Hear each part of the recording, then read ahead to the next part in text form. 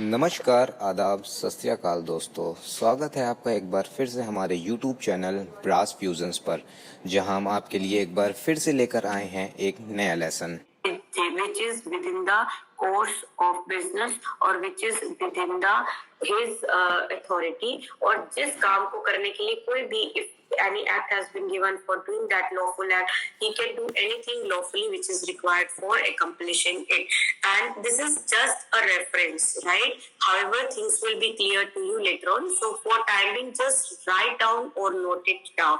So thereafter, I am here making reference to your section 22, that how the partner will be able to bind the firm. So it has been written there in your section 22, which is again the illustration of mutual agency, that in order to bind a firm, an act or instrument done or executed by a partner or other person on behalf of the firm shall be done in executive name in the firm. So firm के नाम पे सब काम करेंगे, लेकिन firm की खुद की कोई legal entity नहीं है। जब हम firm की बात करेंगे, collectively सब partners को हम bind करेंगे। So thereafter I made you reference of section 23, effect of admission by partner. I hope you remember your Indian Contract Act relating to agency. As I told you, the notice to the partner or admission on the part of the partner will be considered as the admission on the part of the firm or against the firm.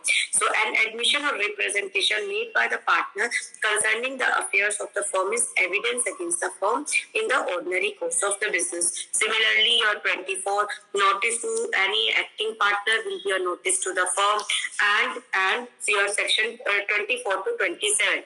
Let me just simplify for timing how much it is important to make you clear that just whatever is applicable in your law of agency, whatever we did for the relationship of a partner and principal and agent, whatever duties or whatever rights which are available to an agent, similar rights will be available to each and every partner in the contract of partnership. In the contract of partnership, and every, as Tanvi rightly pointed out, that in mutual agency, both of them, even the firm, at times the firm will be the agent for the partner, at times the partner will be agent for the firm, and moreover, each and every partner can act as an agent, and at same time they can even hire the third person to act as an agent on behalf of the firm. Right? Thereafter, Rumjun, is it okay? Yes, ma'am. Following now. Okay. So now let us start from the very first word, which is the preamble in your Indian Partnership Act. The Indian Partnership Act 1932. As I just mentioned you earlier, that Indian Partnership is what is based upon your English Partnership Act, right? It is based upon it 1890, and at same time, before stating again before taking up your law preamble, I just want to tell you in India, there are only two basic laws which are dealing with the partnership business. Two basic ways, two basic modes. And what are those modes? First is your partnership firm. Second is your companies. So there are only two types of the business organization recognized by the law. Mark my words, there are only two types of the business organization recognized by the law. One is the company, another is the partnership. For company, we do have different law. That is your Company Act 2013, which was earlier Company Act 1956. So another is your Indian Partnership Act 1932. So these are the two modes to carry on the joint business, and right now we are dealing with one of the mode relating to the joint business or the business organization which are recognized by the law. So very first thing, read the preamble. An act to define and amend. An act to define and amend the law relating to partnership. Please mark this word, define and amend. Right? So what does it mean? It means define matlab to what thing you use to define. Answer me. To what thing you can define, which is already in existence. तो ऐसा नहीं है by your Indian Contract Act 1932 we are not going to create a new law. कुछ नया create नहीं करने जा रहे हम क्या कर रहे हैं, already existing law relating to partnership उसको हम डिफाइन कर रहे हैं, which was earlier dealt under your Indian Partnership Act, Indian Contract Act 1872 from your section 239 to 266. So already the partnership business law was in existence. By your Indian Partnership Act, we tried to define it. At same time, we tried to amend it. So we have tried to amend it as well as we have tried to define it. Right? So law relating to the partnership. अब एक बात बताओ, whether in preamble it has been written that this is the only law relating to the partnership? Answer is no. Define कर रहे हो, it means और भी existing laws हैं. And here I want to ask you one question, right? And whether what is that? Whether the this is very important. Indian Partnership Act is exhaustive law, is a complete code relating to the partnership. Now listen carefully. This can be a question to you. Whether Indian Partnership Act 1932 is a complete code or exhaustive law relating to partnership. What's your opinion? Then I will explain you. What is your opinion? No, ma'am. No. And reason for it? How you will support your answer? Ma'am, because somewhat partnership is also related to the law of contract, and so I mean, this regard we cannot say that ki Indian Partnership Act is consolidated. Yes, appreciated, Basant. Good, well answered. Because Indian Partnership itself is based upon your Indian Contract Act, so it itself is not a complete code, right? It is having base there. First of all, you need to fulfill the essential requirement for a valid contract. You need to fulfill the requirement given from your section 1 to 75. Thereafter, a separate branch is there, which is to be follow for this special kind of the contract. So it's not a complete. First thing, how you will support this with help of your preamble, that it is, this act is only to define and amend, and nowhere it is declaring that this is only something which is dealing with the partnership relationship.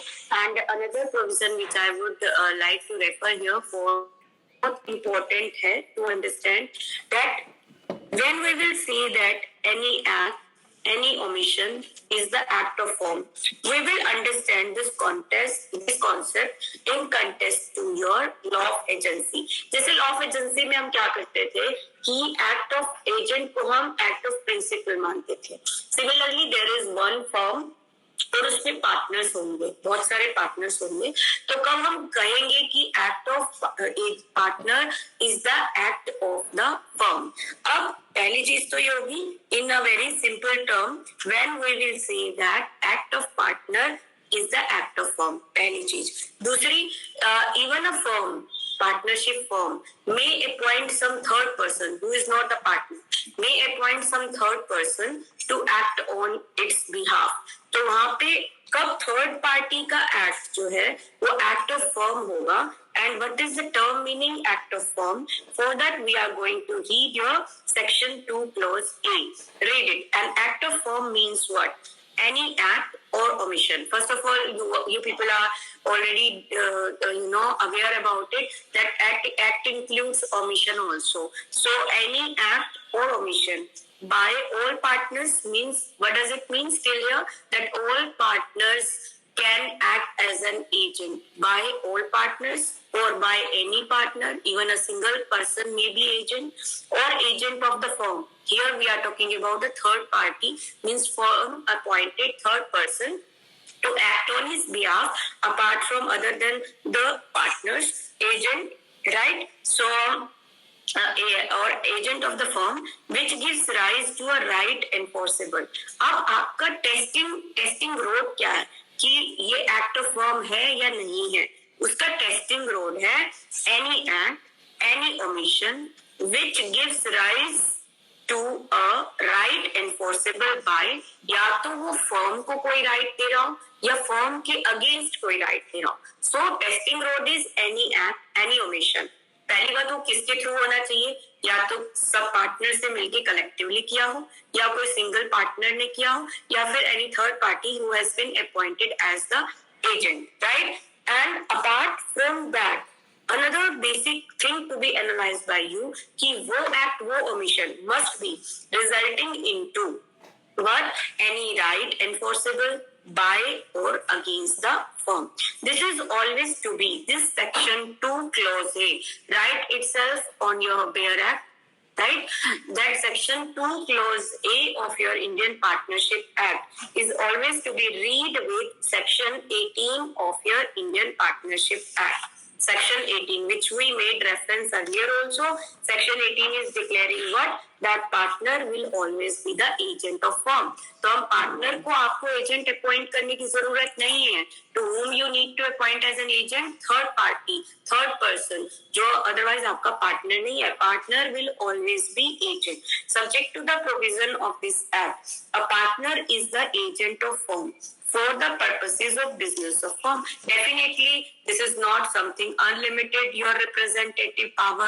It is something relating to your business, strictly relating to a partner will be agent of the firm, strictly for what? For the business of the firm. So this is section 2 clause A. Thereafter, I want to talk about another very important definition, which is of business. Now, whenever we are talking about relating to the partner, firm business, we are talking about this as we studied in your section 18. Section 18 में अभी हमने पढ़ा ना, the subject to the provisions of this act, a partner is agent of firm for purpose of the business of firm. अब firm का business क्या होगा? What we do understand by business? What is the meaning of the business? Actually, business, read as it is given in your section 2 clause B. First of all, read the definition. Business in... Excuse me, ma'am.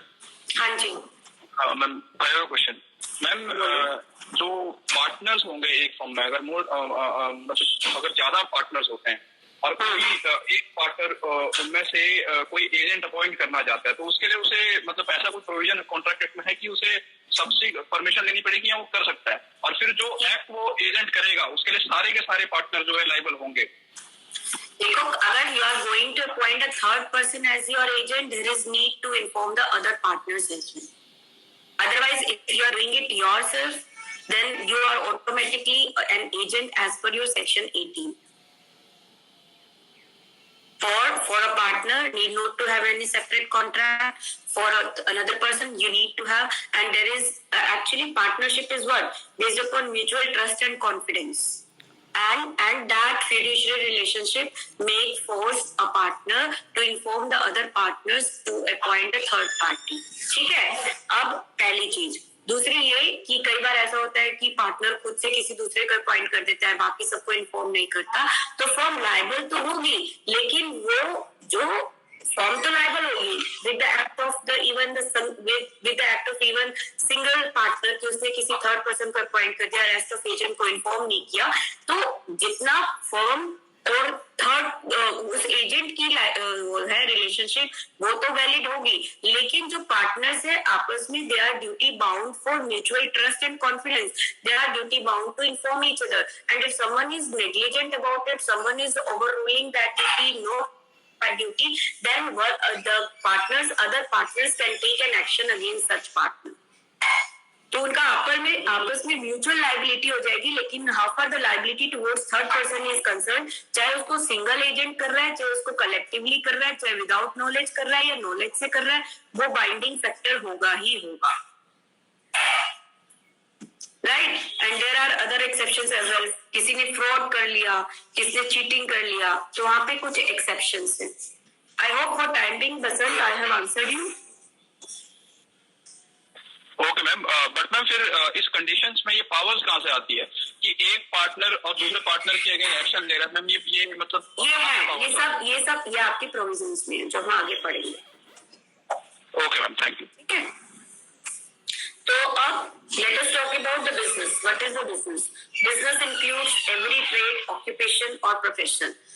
Everyone please read this. Is it really a definition? Do you think so? The term business has been defined? Do you think so? The term business has been defined? under section 2 clause B? Any one of you?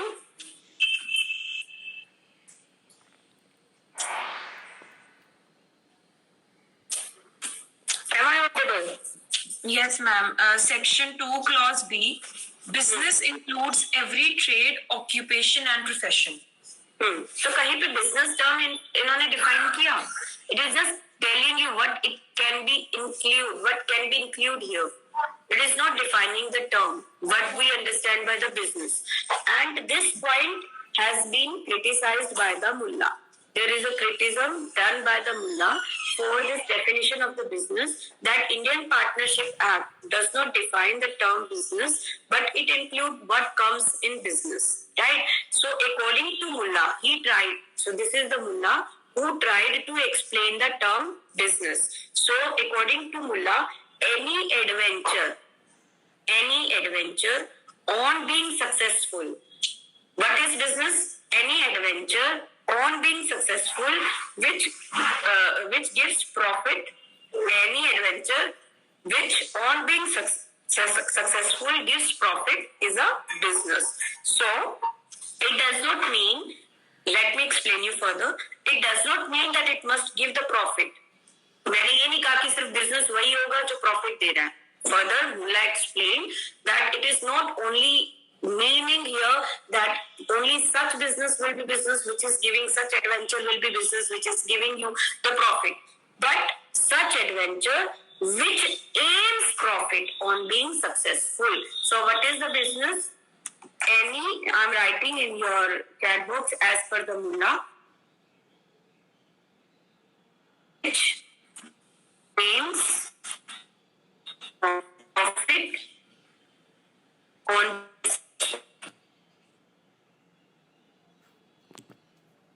pick up in your next class. So in your next class, very, very important area we are going to start, which is very landmark, section of your Indian Partnership Act, which is the base, that is section 4. So is there any doubt for today? दोस्तों, अगर आपको आज का lesson पसंद आया हो तो video को लाइक करें. इसी के साथ अगर आपने अभी तक हमारा चैनल सब्सक्राइब नहीं किया है तो सब्सक्राइब के बटन पर क्लिक करिए और बेल आइकन दबाना ना भूलें, ताकि आपको एजुकेशन से रिलेटेड नए नए अपडेट्स मिलते रहें. और अधिक जानकारी पाने के लिए आप हमारे फेसबुक और इंस्टाग्राम पेज से भी जुड़ सकते हैं, जिसका लिंक डिस्क्रिप्शन बॉक्स में दिया गया है. धन्यवाद.